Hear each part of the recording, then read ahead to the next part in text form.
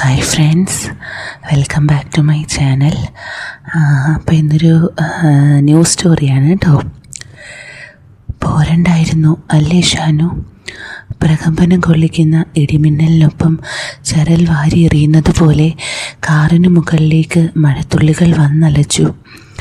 ഞാൻ പറഞ്ഞതല്ലേ ജാസുമ്മ, പുലർച്ചെ പോന്നാൽ മതിയെന്ന്. ജലപാതത്തെ കഷ്ടപ്പെട്ട് വടിച്ചു നീക്കുന്ന വൈപ്പറിലേക്ക് കണ്ണയച്ചുകൊണ്ട് ഷെഹനീദ് പറഞ്ഞു.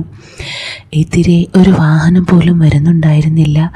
2-3 വലിയ വാഹനങ്ങളല്ലാതെ ഒന്നും തന്നെ അവരെ കടന്നു പോയിട്ടില്ല. എന്താ ചെയ്യുക? ജാസ്മിൻ പിറുപിറുത്തു. മോളി ഉറങ്ങിയോ? ഷെഹനീദിൻ്റെ സഹോദരിയാണ് മോളി എന്ന് ഓമനപ്പേര് വിളിക്കുന്ന 3.5 വയസ്സുകാരി ഷഹാന. ഷഹനീദും ഉമ്മ ജാസ്മിനും ഷാജഹാൻ മാഷുടെ വീട്ടിലേക്കുള്ള യാത്രയിലാണ്. മഴ തോരുന്ന ലക്ഷണമൊന്നുമില്ല. ഗ്ലാസിന് പുറത്തേക്ക് ഇരുട്ടിലേക്ക് നോക്കി ജാസ്മിൻ പറഞ്ഞു. ഏതോ ഒരു കൊടുങ്കാറ്റ് വീശാനുണ്ടെന്ന് FBയിൽ കണ്ടിരുന്നു, ഷാനു പറഞ്ഞു. പടിഞ്ഞാറത്തറയിൽ നിന്നും വാരാമ്പറ്റ റോഡിലേക്ക് തിരിഞ്ഞ ശേഷം തുടങ്ങിയ മഴയാണ്. തരുവണയിൽ നിന്ന് പുറപ്പെടുന്ന നേരം മഴ ചാറി തുടങ്ങിയിരുന്നു. തിരികെ പോയാലോ ഷാനു? ജാസ്മിൻ ചോദിച്ചു. ഇനി 3-4 കിലോമീറ്റർ അല്ലേ ഉള്ളൂ ഉമ്മ. കുറച്ച് നേരം കൂടി നോക്കാം. തിരിച്ചു പോയാലും മഴ കുറയുന്നില്ലല്ലോ. ആ സമയം ജാസ്മിൻ്റെ കയ്യിലിരുന്ന് ഫോൺ ബെല്ലടിച്ചു. ഉപ്പയാണ്. ഫോണിൻ്റെ ഡിസ്പ്ലേയിലേക്ക് നോക്കി ജാസ്മിൻ പറഞ്ഞു. പ്ലീസ് ജാസുമ്മ, മറ്റേ കാര്യം ഒന്ന് ഓർമ്മിപ്പിച്ചേക്കണേ. അയ്യടാ പറഞ്ഞുകൊണ്ട് ജാസ്മിൻ ഫോൺ എടുത്തു. അതെ, വഴിയിലാണ്, നല്ല മഴയാണ്. ജാസ്മിൻ മറുപടി കൊടുക്കുമ്പോൾ ഷെഹനീദ് അവളെ നോക്കി ദൈന്യതയോടെ മുഖം കൊണ്ട് യാചിച്ചു. മോൾ ഉറക്കാണ്, ചെന്നിട്ട് വിളിക്കയക്കാ. 1-2 വാക്കുകൾ കൂടി സംസാരിച്ചിട്ട് ജാസ്മിൻ ഫോൺ കട്ടാക്കി. ഷാനു, അവൾ വിളിച്ചു. എന്നോട് മിണ്ടണ്ട. പാതിരാത്രി ആയാലും വെളുപ്പിനായാലും എവിടെ പോകാനും ഞാൻ വേണം. എന്തിന്? രാത്രി പേടിക്ക് കൂട്ടുകിടക്കാനും ഞാൻ വേണം. എന്നിട്ട് ഞാനൊരു കാര്യം പറഞ്ഞാൽ, എനിക്കിപ്പോൾ ഒരു ബൈക്ക് അത്ര ആവശ്യമൊന്നുമില്ല. ഒരു സ്കൂട്ടിയുണ്ട്, പോരാത്തതിനൊരു കാറുമുണ്ട്. ഷാനു അവളെ നോക്കാതെ പുറത്തേക്ക് നോക്കിയിരുന്നു. ഇനി ഡിഗ്രിക്ക് കൽപ്പറ്റയിലേക്കോ മാനന്തവാടിയിലേക്കോ പോകണമെന്നുണ്ടെങ്കിൽ ജാസ്മിൻ അർദ്ധശക്തിയിൽ നിർത്തി. ഷാനു പ്രതീക്ഷയോടെ മുഖം തിരിച്ചു. രാവിലെ 6 മണി മുതൽ ഇഷ്ടം പോലെ ബസ് ഈ 2 സ്ഥലത്തേക്കും ഉണ്ട്, അവൾ കൂട്ടിച്ചേർത്തു. ഉമ്മ, ദേഷ്യത്തോടെ ഷാനു അവളുടെ തോളിലേക്ക് കൈനീട്ടി. ജാസ്മിൻ ഒഴിഞ്ഞ റോഡിനരികിലേക്ക് മാറിയപ്പോൾ മടിയിൽ കിടന്ന മോളി ഒന്ന് ചിണുങ്ങി. ഷാനുവിൻ്റെ ഇടത്ത് കൈ സീറ്റിലേക്ക് തന്നെ വീണു. ചുണ്ട് വക്രിച്ച് നാക്ക് പുറത്തേക്കിട്ട് ജാസ്മിൻ കളിയാക്കി ചിരിച്ചത് എതിരെ വന്ന ഒരു വലിയ വാഹനത്തിൻ്റെ വെളിച്ചത്തിൽ ഷാനു കണ്ടു. കിണിക്കണ്ട. ഷാനു വീണ്ടും പിണങ്ങി വലത്തേക്ക് മുഖം തിരിച്ചു. മഴത്തുള്ളികളുടെ കാഠിന്യം കുറഞ്ഞു തുടങ്ങിയിരുന്നു. ഷാനു കാർ പതിയെ സ്റ്റാർട്ട് ചെയ്തു. 38-കാരിയായ ജാസ്മിൻ്റെ മകനാണ് +2 ഈ വർഷം കഴിഞ്ഞ ഷെഹനീദ്. 2ാമത്തെ കുട്ടി ഷഹാന. ഭർത്താവ് ഷാഹിർ മുഹമ്മദ് സൗദിയിലാണ്. ജാസ്മിൻ്റെ അധ്യാപകനായ ഷാജഹാൻ മാഷിൻ്റെ വീട്ടിലേക്കുള്ള യാത്രയിലാണ് ഇരുവരും. ഉമ്മയെ ശ്രദ്ധിക്കാതെ ഷാനു കാർ ഓടിച്ചുകൊണ്ടിരുന്നു. വാരാമ്പറ്റ ജംഗ്ഷൻ എത്തുന്നതിന് മുമ്പേ ഇടത്തേക്ക് തിരിഞ്ഞ് കാർ കയറി. ഹെഡ്ലൈറ്റിൻ്റെ വെളിച്ചത്തിൽ മുന്നിലെ വയലിൽ വെള്ളം മൂടിക്കിടക്കുന്നത് കണ്ടു ജാസ്മിൻ. നല്ല പെയ്ത്തായിരുന്നു. ഷാനു അതിന് മറുപടി പറഞ്ഞില്ല. 500 മീറ്ററോളം ഓടിയ ശേഷം കാർ വീണ്ടും ഇടത്തേക്ക് തിരിഞ്ഞു ചെറിയ വാർപ്പിട്ട വീടിന് മുന്നിൽ നിന്നു. കാർ ഒന്നുകൂടി റേസ് ചെയ്ത ശേഷം ഷാനു ഡോർ അൺലോക്ക് ചെയ്ത് ഉമ്മയെ നോക്കി. കാര്യം മനസ്സിലായെങ്കിലും ജാസ്മിൻ പുരികമുയർത്തി മകനെ നോക്കി. ഷാനു പിണക്കത്തോടെ തന്നെ ഡാഷ്ബോർഡിൽ നിന്ന് മൊബൈലും പിന്നിലെ സീറ്റിൽ നിന്ന് ചെറിയ ബാഗും വലിച്ചെടുത്ത് ഡോർ തുറന്നു. ഇനി മുഖം വീർപ്പിച്ചിരുന്ന മാഷിനെ കൂടി അറിയിക്കണ്ട, അവൻ്റെ ഇടത് കൈത്തണ്ടയിലേക്ക് പിടിച്ച് അവൾ പറഞ്ഞു. ഷാനു അത് വകവയ്ക്കാതെ പുറത്തേക്കിറങ്ങി. മഴ അത്ര മോശമല്ലാത്ത രീതിയിൽ ചാറുന്നുണ്ടായിരുന്നു. സീറ്റിലിരുന്ന ടർക്കി ടവൽ കൊണ്ട് കുട്ടിയെ പൊതിഞ്ഞു പിടിച്ച് ഇടത്തെ വശത്തുകൂടി ജാസ്മിനും പുറത്തേക്കിറങ്ങി. കഠിനമായ തണുപ്പോടുകൂടി ഒരു ചെറിയ കാറ്റ് വീശി. ജാസ്മിൻ കുളിര് കോരിയാൽ എന്ന പോലെ ഒന്ന് വിറച്ചു. ശേഷം സിറ്റൗട്ടിലേക്ക് ഓടിക്കേറി.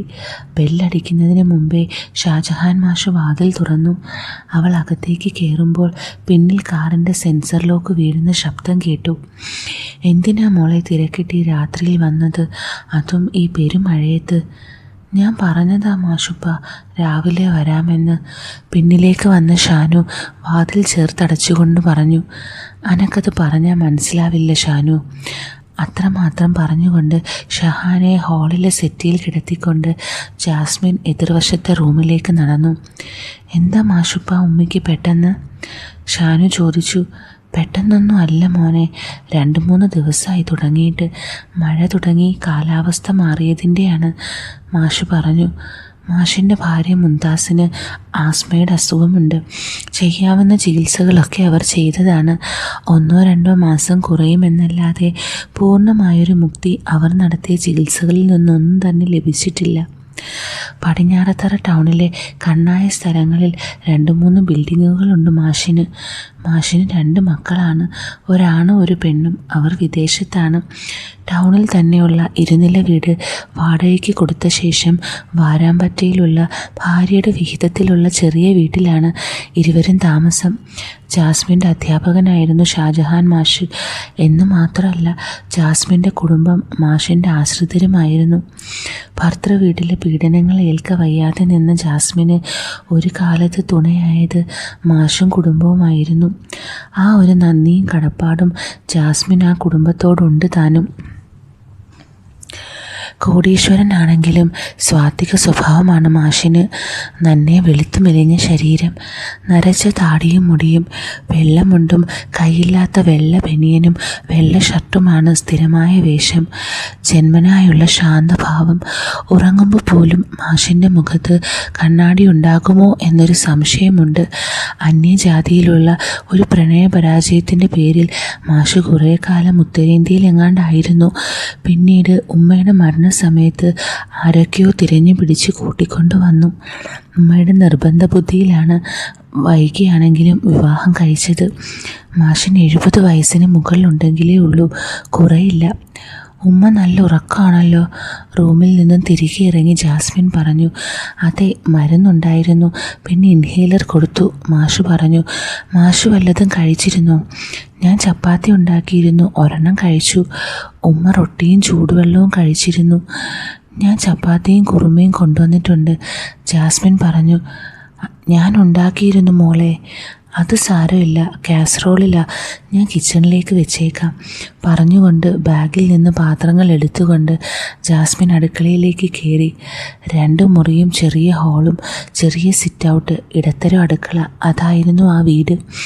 മാഷും ഷാനുവും ഷാനുവിൻ്റെ വിദ്യാഭ്യാസ കാര്യങ്ങളെക്കുറിച്ച് സംസാരിക്കുമ്പോൾ ജാസ്മിൻ കിച്ചണിലായിരുന്നു. ഇടയ്ക്ക് ഉറക്കം ഞെട്ടി ഉണർന്ന മോളിയെ ഷാനു മറ്റേ മുറിയിലെ ബെഡിൽ കൊണ്ടുപോയി കിടത്തി. ഞാൻ ഉമ്മയുടെ മുറിയിൽ കിടന്നോളാം മാഷേ, കിച്ചണിൽ നിന്ന് ഹാളിലേക്ക് വന്നുകൊണ്ട് ജാസ്മിൻ പറഞ്ഞു. അത് വേണ്ട മോളെ, അവൾക്ക് മറ്റാരും അടുത്ത് കിടക്കുന്നത് അത്ര പിടിക്കില്ല. മറ്റൊരാളുടെ ഗന്ധം പോലും അവൾക്ക് ചില സമയങ്ങളിൽ പിടിക്കില്ല. ജാസ്മിൻ പിന്നെ തർക്കത്തിന് നിന്നില്ല. അവൾ ഫ്ലാസ്കിൽ ചൂടുവെള്ളവും മറ്റൊന്നിൽ കട്ടൻ ചായയും ഇട്ട് മാഷിൻ്റെ മുറിയിലേക്ക് വെച്ചു. നിങ്ങൾ കിടന്നോളൂ. മുഖത്തിരുന്ന കണ്ണട ഒന്നുകൂടി ഉറപ്പിച്ചുകൊണ്ട് മാഷ് കസേരയിൽ നിന്ന് എഴുന്നേറ്റു. പുറത്ത് മഴ വീണ്ടും ശക്തി ആർജിച്ചിരുന്നു. കൊള്ളിയാൻ്റെ മിന്നലുള്ളികൾ ജനൽപാളികളിൽ തൊട്ടുപോയി. കിടക്കാം. തട്ടം കൊണ്ട് തന്നെ 2 കൈകളും ഉയർത്തി മുടി കെട്ടിക്കൊണ്ട് ജാസ്മിൻ പറഞ്ഞു. ഷാനു അത് കേട്ട ഭാവം നടിച്ചില്ല. ഒന്നുകൂടി അവനെ നോക്കിയ ശേഷം ജാസ്മിൻ മോൾ കിടക്കുന്ന മുറിയിലേക്ക് കയറി. ഷാനു ടേബിളിലിരുന്ന് ഫോൺ എടുത്തുകൊണ്ട് കസേരയിലേക്ക് ചാഞ്ഞു. +2 പാസ്സായാൽ ഒരു പുതിയ ബൈക്ക് ഉപ്പയോട് പറഞ്ഞ് വാങ്ങിത്തരാമെന്ന് പറഞ്ഞതാണ് ഉമ്മ. ഇപ്പോഴുള്ളതൊരു പഴയ മോഡൽ ആക്റ്റീവയും വാഗണാർ കാറും. രണ്ടും ഉപ്പ ഗൾഫിൽ നിന്ന് 2ാം തവണ വന്നപ്പോൾ സെക്കൻഡ് ഹാൻഡ് വാങ്ങിയതാണ്.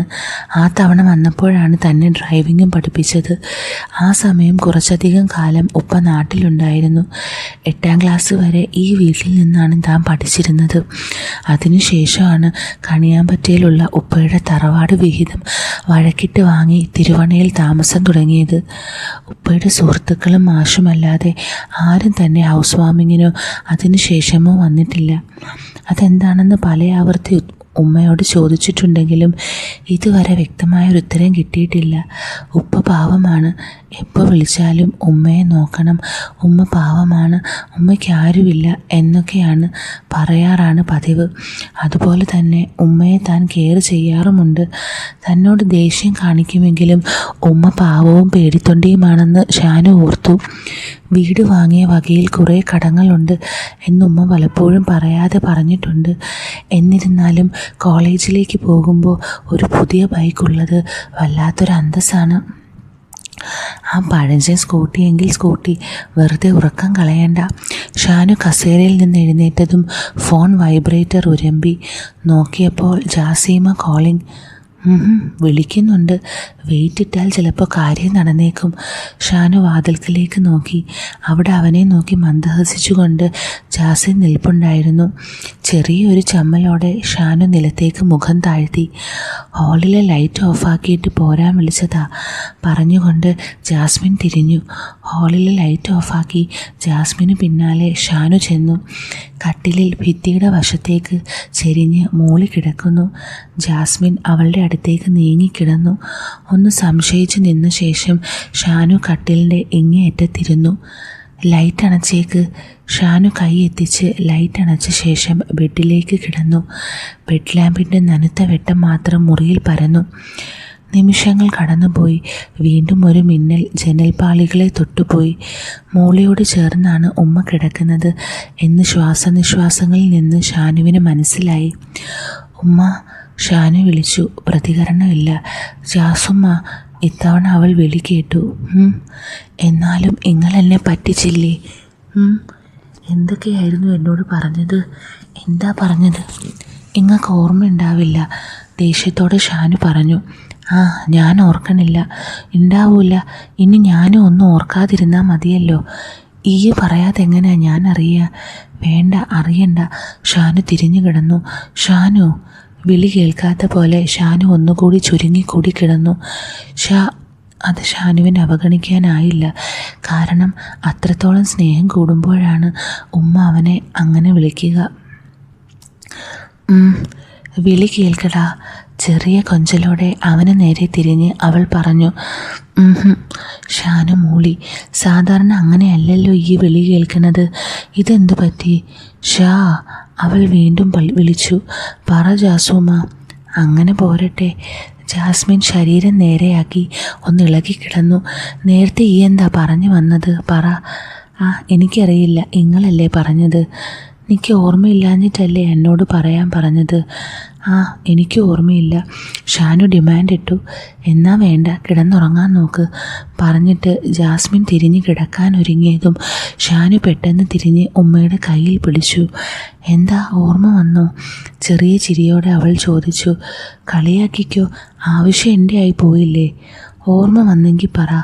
അവൾ തിടുക്കം കൂട്ടി. അത് പുത്തൻ ബൈക്ക് കിട്ടിയാൽ മോളീനെ ഷുജാൻ്റിയുടെ ഡേ കെയറിലാക്കിയിട്ട് നമുക്ക് ചെമ്പ്രയിലും ഇടയ്ക്കൽ ഗുഹയിലൊക്കെ പോകാമെന്ന് ജാസുമ്മ പറഞ്ഞിരുന്നു. പുത്തൻ ബൈക്കോ? ബുള്ളറ്റ്. +2 ജയിച്ചാൽ എന്ന് പറഞ്ഞു. കുറേ ആയതൊക്കെ ഈ ഓർത്തിരിക്കുകയാണോ? പിന്നെ ഇത് ഓർത്തിരിക്കാതിരിക്കാൻ പറ്റുമോ? എന്നാ തറുത്ത് കിടക്ക്, ഞാൻ ഉറങ്ങാൻ പോണ്. ജാസ്മിൻ വീണ്ടും കിടക്കാനാഞ്ഞു. പ്ലീസ് ഉമ്മ. എന്തേ? ഉപ്പയോടൊന്നും പറ ജാസുമ്മ, പ്ലീസ്. എന്ത്? ഞാനൊരു കുത്തു വെച്ച് തരും കേട്ടോ.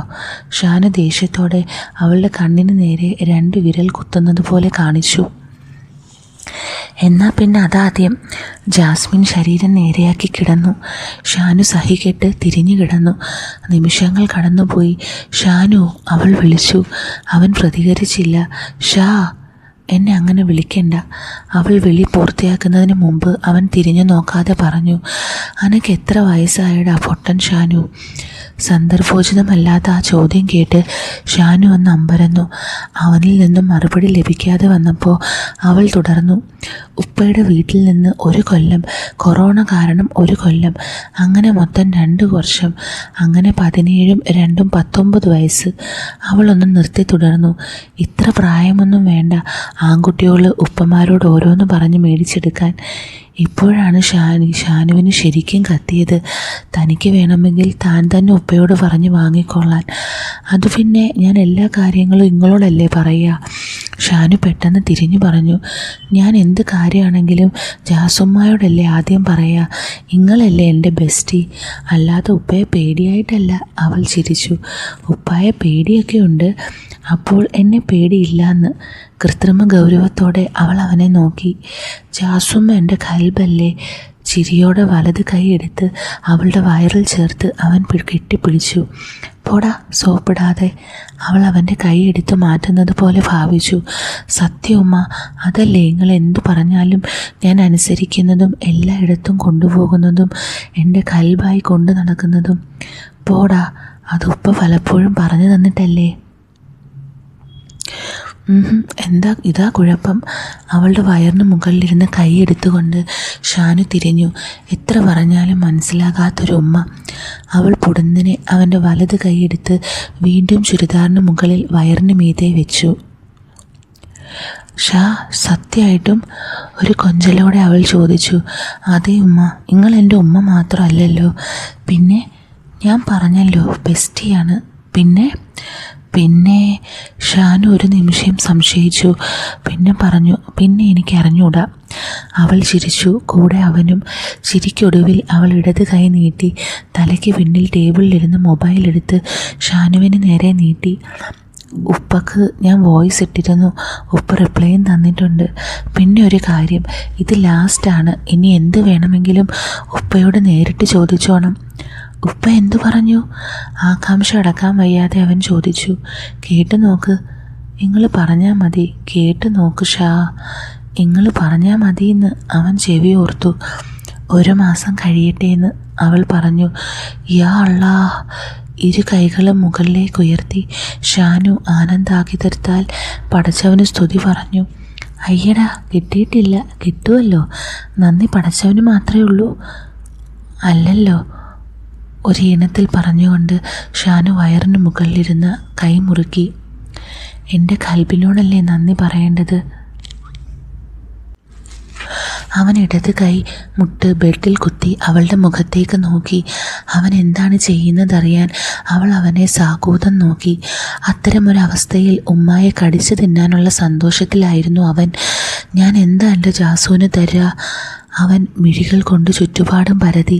പുഞ്ചിരിയോടെ അവൾ അവൻ്റെ ചേഷ്ടകൾ നോക്കിക്കിടന്നു. ഒരുമ്മ തരട്ടെ ജാസുമ്മ? വിറയലോടെ അവളുടെ കണ്ണുകളിലേക്ക് നോക്കി അവൻ ചോദിച്ചു. അമ്പട ചിന്നേ, പ്ലീസ് ഉമ്മ. അവൾ കണ്ണുകൊണ്ടും തലകൊണ്ടും ഇളക്കി അവന് സമ്മതം കൊടുത്തു.